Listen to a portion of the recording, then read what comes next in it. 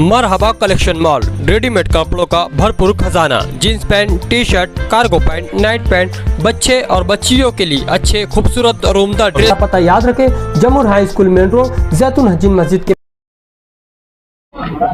किला झोपड़पट्टी के ताल्लुक से 2 रोज पहले शान हिंद साहिबा मुस्तकीम डिग्रेटी साहब और बस्ती के जिम्मेदारान के साथ मीटिंग हुई और मीटिंग के अंदर ये तय पाया था कि समाजवादी पार्टी ऑफिस पर आज मीटिंग होगी और मशवरा होगा। इस मीटिंग के अंदर मुझको भी बुलाया गया था और एक अच्छे माहौल के अंदर मीटिंग हुई है। बस्ती के जिम्मेदारान लोक आयुक्त तक उन्होंने लड़ाई लड़ी है, कानूनी लड़ाई लड़ी है। 50 साल से ज़ायद के सबूत वहाँ रहने के उनके पास मौजूद है और यही सलाह मशवरा हुआ है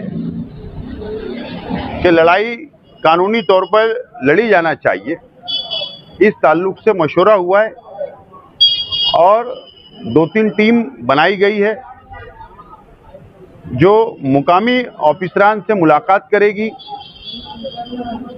अपना डिमांड पेश करेगी। बस्ती वालों की तरफ से एक कमेटी कलेक्टर ऑफिस जाकर अपने डिमांड पेश करेगी और दूसरी कमेटी जो बनाई गई है वो मुंबई में जाकर अपना डिमांड लोक आयुक्तों के पास पेश करेगी और गवर्नमेंट के पास पेश करेगी। आज क्या डिमांड पेश करेगी, ये तमाम ही बातें मंगल के दिन मुस्तकीम भाई जब मुकामी तौर पर कॉरपोरेशन है, प्रांत है और एसपी साहब से मुलाकात करेंगे तो उस वक्त आपको बताएंगे। लेकिन हम लोग ने फैसला किया कि लड़ाई को लड़ना चाहिए क्योंकि ये लड़ाई एक तरफ फिरका परस्त लोग लड़ रहे हैं। फिरका परस्त ताकतें जो है उनकी यही डिमांड है कि किला बस्ती को उखाड़ दिया जाए, उजाड़ दिया जाए। ये बरसों से उनकी डिमांड है।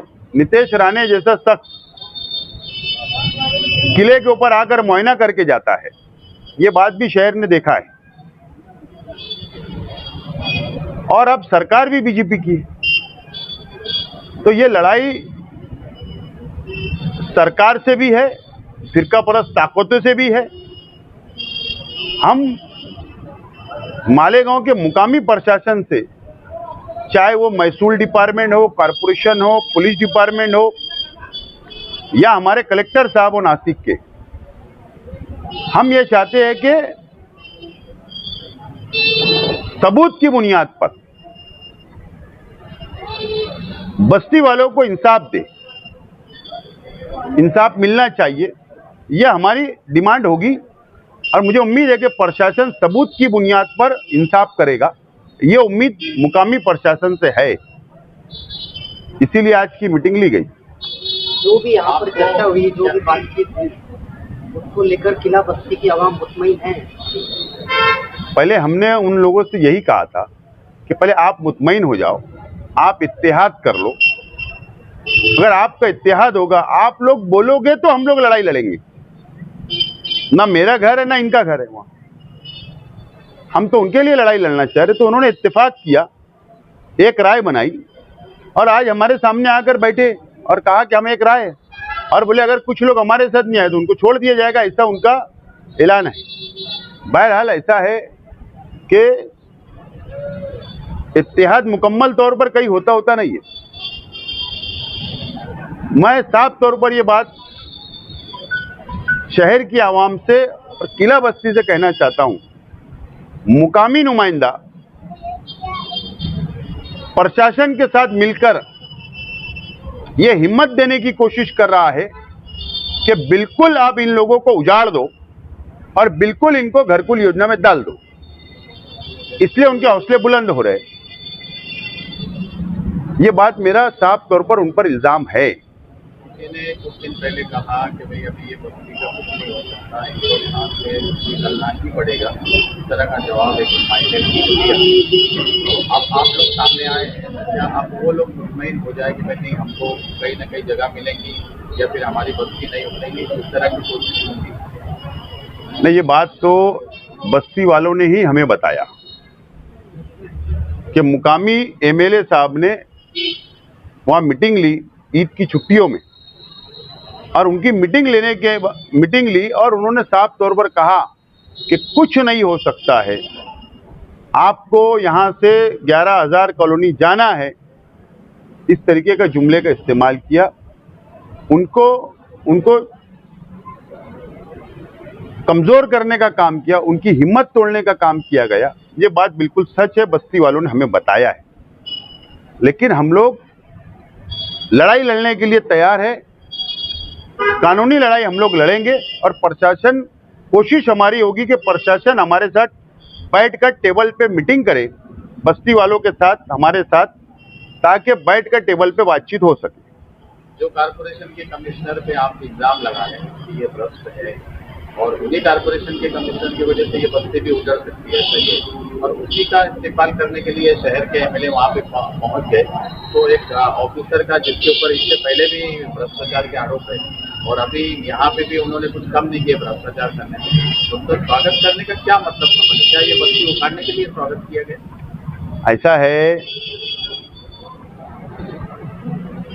कारपोरेशन एक एजेंसी है, लोकल बॉडी है,